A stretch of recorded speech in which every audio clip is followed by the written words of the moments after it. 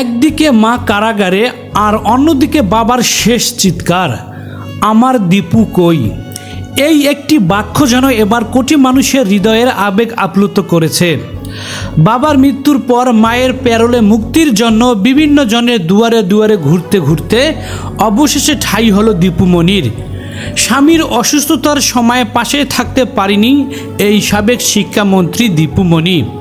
এর আগে দীপুমণির স্বামী তৌফিক নেওয়াজের শারীরিক অবস্থার অবনতি হলেও তাকে রাজধানীর গুলশানের কন্টিনেন্টাল হাসপাতালে ভর্তি করা হয়। পরে গত মঙ্গলবার রাত 10:27 চিকিৎসাধীন অবস্থায় তিনি না ফেরার দেশে পাড়ি জমান। ইন্না লিল্লাহি ওয়া ইন্না ইলাইহি রাজিউন। পরে মায়ের প্যারোলে মুক্তির জন্য গতকাল সকাল থেকে দুপুর পর্যন্ত মুক্তির জন্য জেলা কারাগার ও জেলা প্রশাসকের কার্যালয়ে ছুটাছুটি করেন দীপুমণির মেয়ে তানি দীপাবলি ও আইনজীবী গাজী ফয়সাল ইসলাম। পরে দুপুরে দীপুমণিকে 12 ঘন্টার জন্য প্যারোলে মুক্তির নির্দেশনার কথা জানানো হয়। দীপুমণি প্যারোলে মুক্তি পেলেও স্বামীর শেষ সময় পাশে না থাকায় দীপুমণি এখন মানসিকভাবে অসুস্থ। দীপুমণির মেয়ে জানান, বাবার শেষ সময়ে মাকে অনেক দেখতে চেয়েছিল।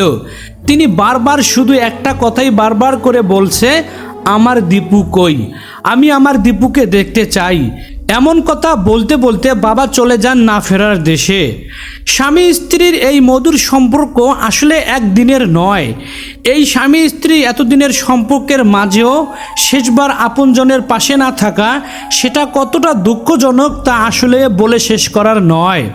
পরিবারের সিদ্ধান্ত অনুযায়ী তৌফিক নেওয়াজের মরদেহ আজ সকাল ঢাকা কলাবাগানে তার নিজ বাসভবনে নেওয়া হয়। সেখানে স্বামীর মরদেহ দেখবেন দীপুমণি। এরপর মরদেহ নেওয়া হবে গুলশানের আজাদ মসজিদে, যেখানে বাদ জোহর জানাজা ও দোয়া শেষে তাকে বনানী কবরস্থানে দাফন করা হবে বলে জানা যায়। 2024 সালের গণ অভ্যুত্থানের সময় সংঘটিত হত্যাকাণ্ডের ঘটনায় একাধিক মামলার আসামি হয়ে মুন্সিগঞ্জ জেলা কারাগারে বন্দী ছিলেন এই দীপুমণি।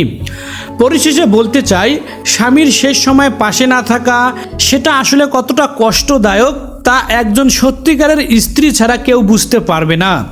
দর্শক, এই দীপুমণির স্বামীর শেষ ইচ্ছে ছিল তার স্ত্রীকে এক নজর দেখা। এই বিষয়ে আপনি আসলে কি বলতে চান তা জানিয়ে দিন কমেন্ট করে।